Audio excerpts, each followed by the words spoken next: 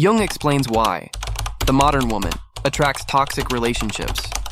Why does the modern woman keep attracting toxic relationships even though she is strong, independent, and intelligent?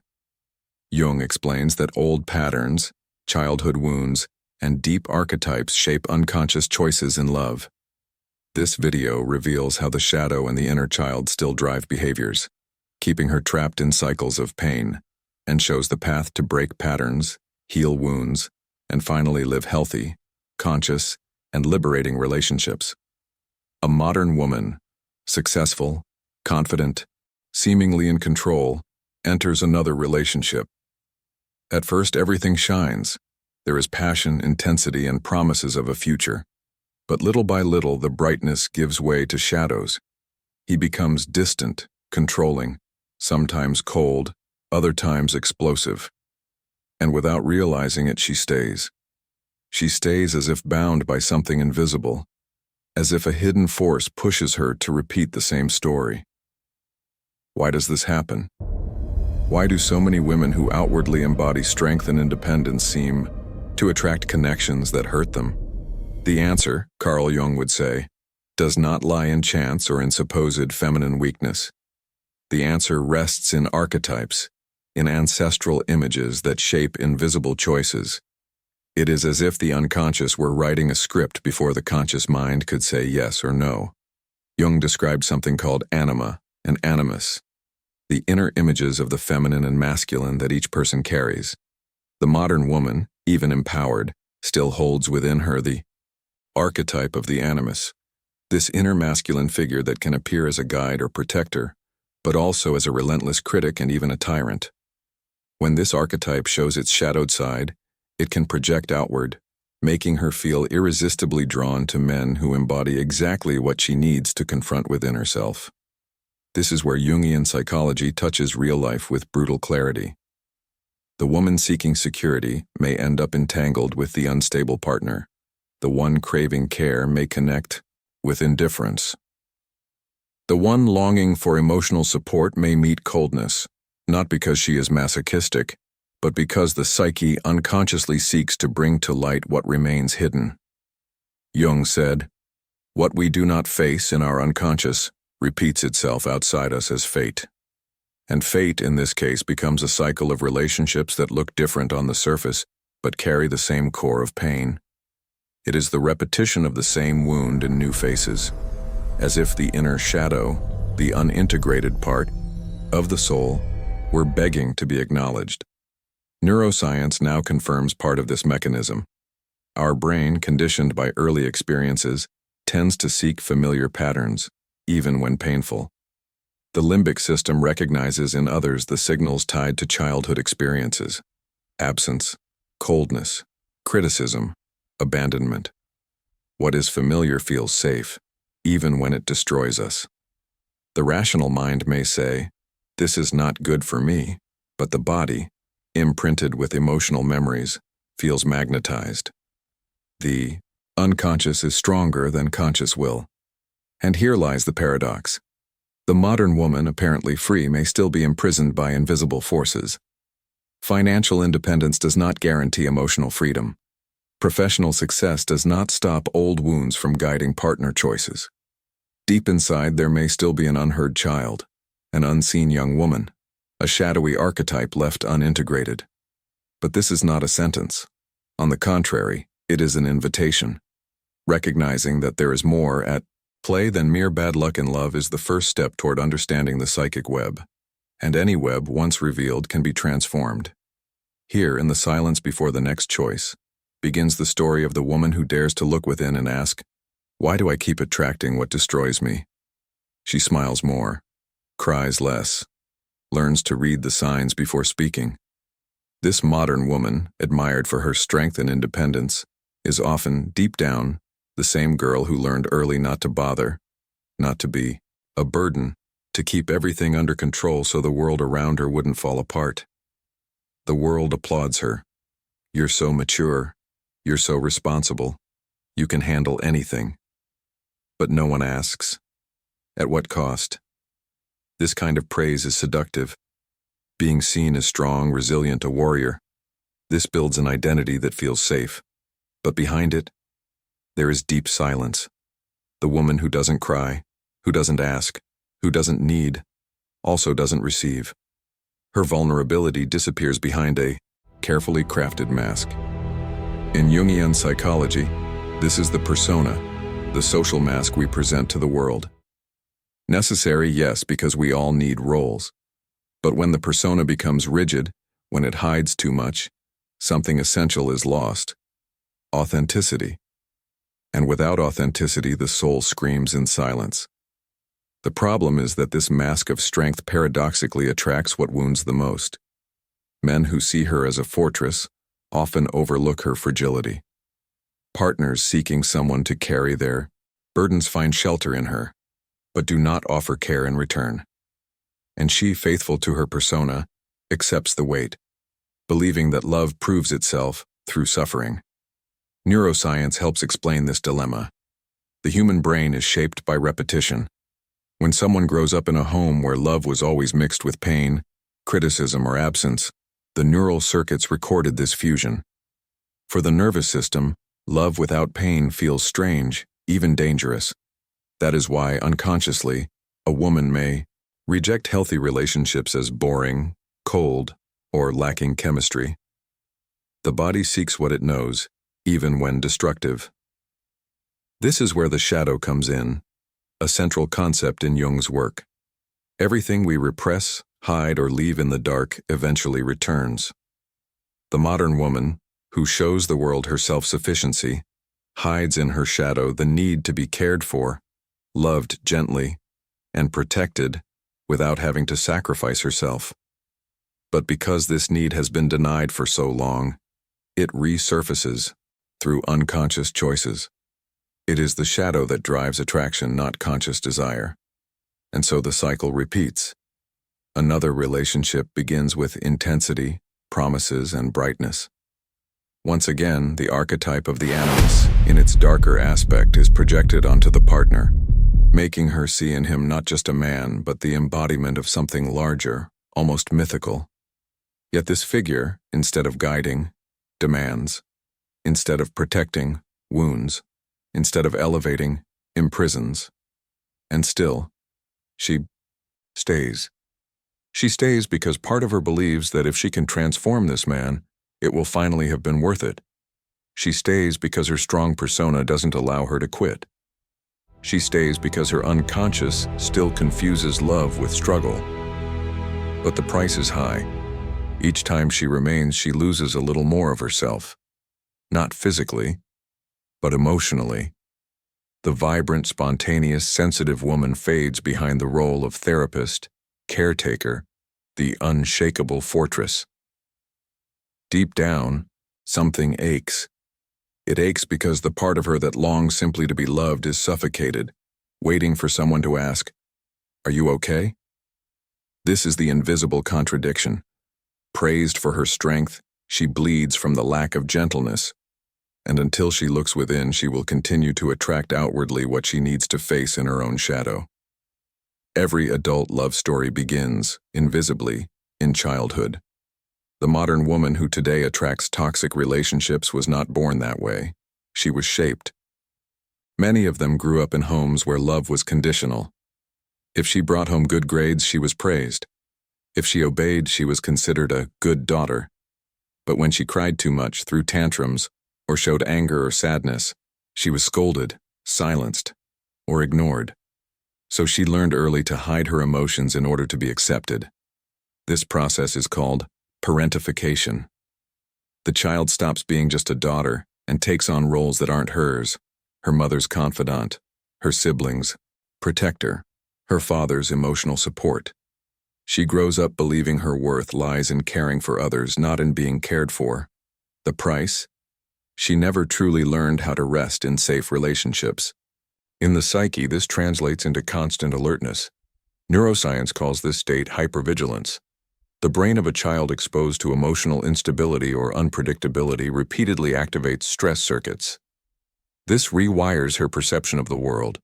Being relaxed feels dangerous, while being on guard feels safe. As an adult, this woman struggles to trust, to let go, to believe that love can be simple. At its core, the unconscious logic is clear. If I care for others, I will be loved. If I need something, I will be abandoned. That is why when faced with a demanding, manipulative, or cold partner, she doesn't run away immediately. On the contrary, she feels on familiar ground. The pattern is painful, but recognizable. Her nervous system knows this territory as if it were the language of home. Jung would explain this as the weight of the collective unconscious and archetypes. Within every woman lives the archetype of the caregiver, the universal mother who nurtures, protects, and saves. When balanced, this archetype gives rise to compassion and genuine love. But when inflated or distorted by childhood, the archetype becomes a prison. The woman turns into a compulsive savior, unable to allow herself vulnerability. And it is in this emptiness that projection emerges.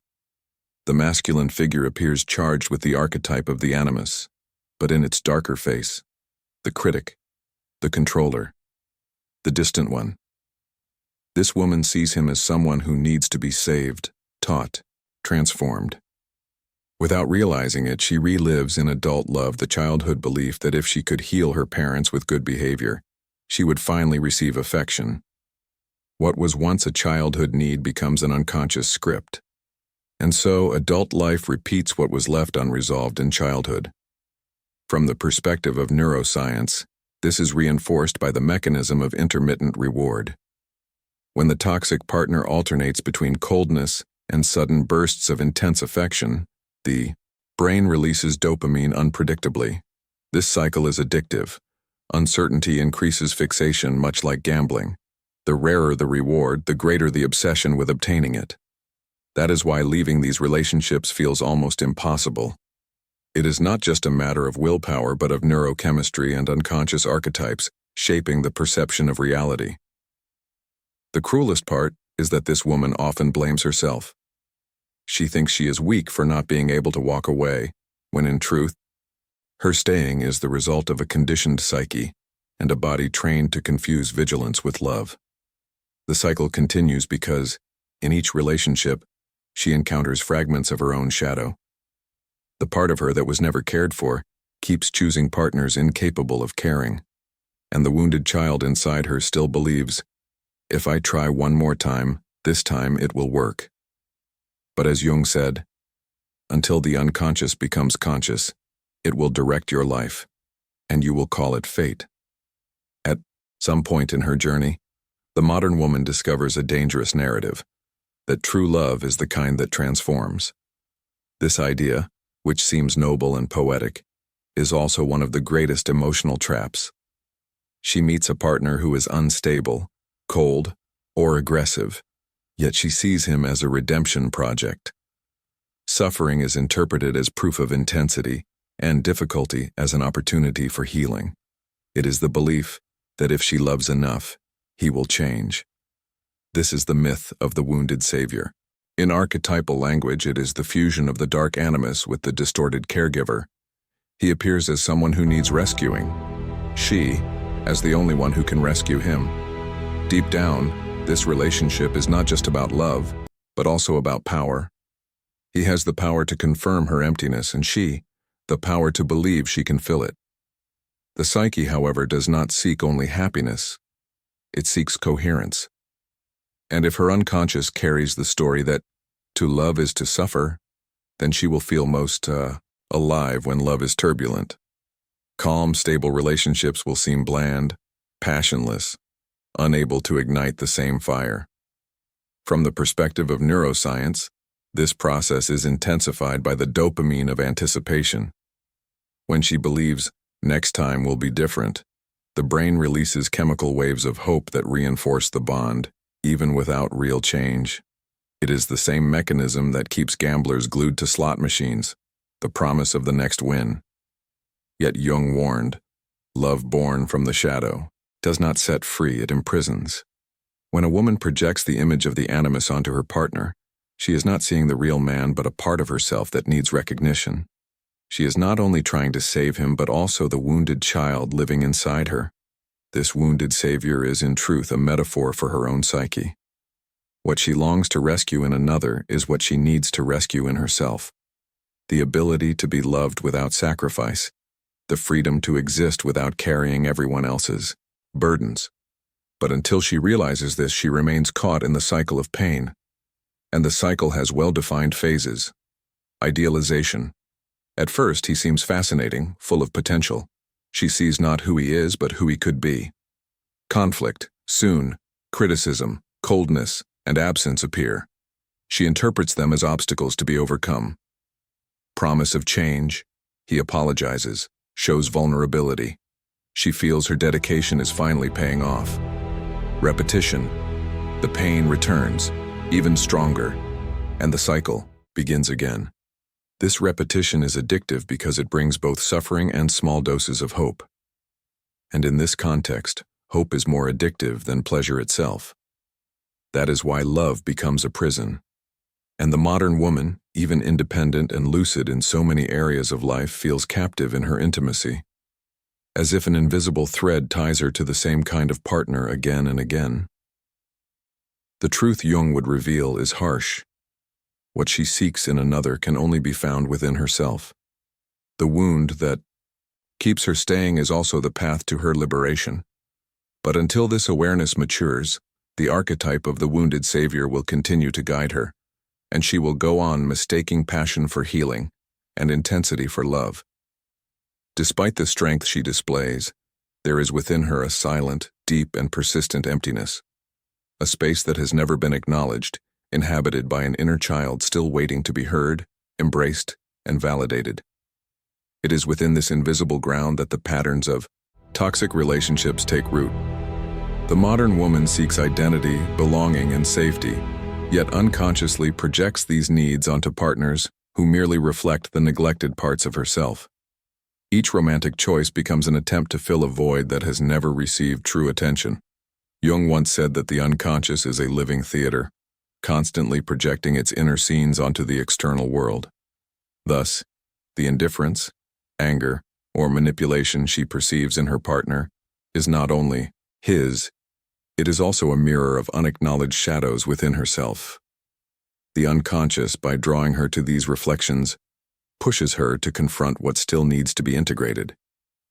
Here, the archetype of the wounded maiden intertwines with that of the caregiver.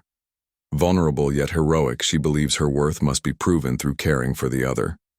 Every act of attention, every effort to understand or fix her partner, reinforces the old belief. Love requires sacrifice. Neuroscience helps explain the power of this cycle.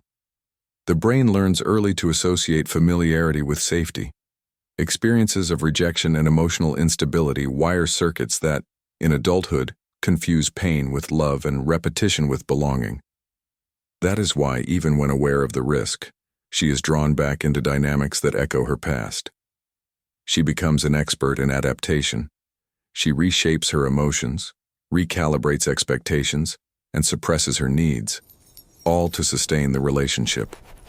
She learns to anticipate reactions, avoid triggers, and control herself. Her hypervigilance, once necessary to survive unstable homes, becomes her prison. The paradox is cruel. The strength society admires is born of survival strategies. Behind the mask of independence and emotional intelligence lies unacknowledged fragility, a true self suffocated by internalized demands. And yet, hope persists. Each fleeting act of affection from a toxic partner works like intermittent reinforcement, activating reward circuits and deepening emotional dependence.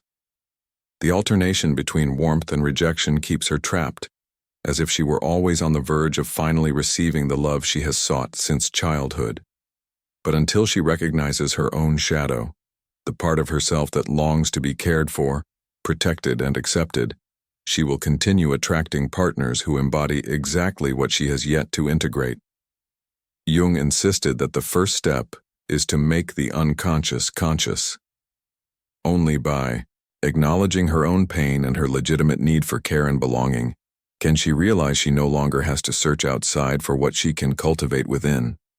The emptiness then ceases to be a void to fill and becomes an invitation to healing, to reconnect with the inner child, to integrate her into the adult woman, and to live with authenticity, without masks, without external saviors. True freedom emerges when she understands that vulnerability is not weakness, that asking for help, resting, and setting boundaries are signs of genuine strength, that love is not earned through sacrifice but flourishes when she learns to honor herself before trying to save anyone else. Here is your full text translated into American English, following all your instructions. Clean, natural, coherent, with no additions. The first step toward real change is simple, yet it requires courage to look within. The modern woman, who for so long has been lost in masks and adaptations, must find the child who was never heard. The child who learned early on that expressing needs was risky, that showing emotion was weakness, that love meant sacrifice. Jung taught that the shadow cannot be ignored. What we repress always returns, often in the form of repetitive patterns, frustrations, or self-destructive choices. For this woman, the shadow manifests as attraction to partners who mirror the same emotional struggles she faced in childhood. Recognizing this, projection is the first step toward liberation. Dialogue with the inner child begins with attention and compassion, asking herself, "What did I need back then that I never received?" It is a simple but powerful question. The answers may vary. I needed someone to listen without judgment. I needed to play, rest, and laugh without fear. I needed someone to tell me it wasn't my fault. Each answer becomes a key to understanding why certain partners and situations remain attractive, even when they are harmful. Neuroscience supports this approach. Studies show that practicing mindfulness and self-compassion activates brain circuits linked to emotional regulation and empathy. By validating her inner child, the woman rewires old neural patterns, strengthening her ability to make conscious decisions in relationships and avoid repeating cycles of pain. It is also a journey of archetypal integration. The dark animus, projected onto partners, must be recognized within herself. He is not an enemy but a messenger, representing unacknowledged fears, expectations, and desires. The caregiver archetype, in turn, must be balanced, to care for herself before caring for others. Only then does the force that once imprisoned her transform into authentic power. This practice requires patience. Some days will feel easier. On others, the inner child may cry out in unexpected ways. But each moment of presence is a step toward rebuilding the lost inner bond. By learning to embrace her needs, the woman not only protects herself but also transforms her relationship with love. Understanding her own shadow allows her to see others more clearly. The partner is no longer a reflection of the wound, but simply an individual with his own limits and choices. Love stops being a prison and becomes a conscious exchange built on respect, reciprocity, and authenticity. As she moves forward on this path, the modern woman realizes something surprising. She no longer needs to seek outside what was always within. The child who once hid is now seen, heard, and cared for. And for the first time, she feels she can love without losing herself, give without fear, and choose partners who do not reinforce her wounds but walk beside her in healthy, genuine ways. It is the beginning of liberation, the silent breaking of emotional chains that for so long kept her trapped in toxic relationships. Jung would affirm, "The meeting with your own shadow is the beginning of real consciousness. Until then, you are directed by unconscious forces that you call fate." By integrating her shadows and engaging in dialogue with her inner child, she breaks free from cycles of toxic relationships and creates space for healthy connections. Every choice becomes intentional, every bond is nurtured, and every relationship is guided by reciprocity. She is not perfect, but she is whole. And at last, she discovers something liberating. She no longer needs to attract partners who mirror old wounds. She can choose the kind of love she desires, built on respect, authenticity, and presence. The modern woman, now whole, does not merely survive, she blossoms. This is the power of looking within, of facing the shadow, of integrating archetypes and acknowledging the child who was never heard. It is how pain is transformed into wisdom, suffering into freedom, and repetitive patterns into conscious choices. It is how one ceases to be a victim of fate and becomes the author of her own life.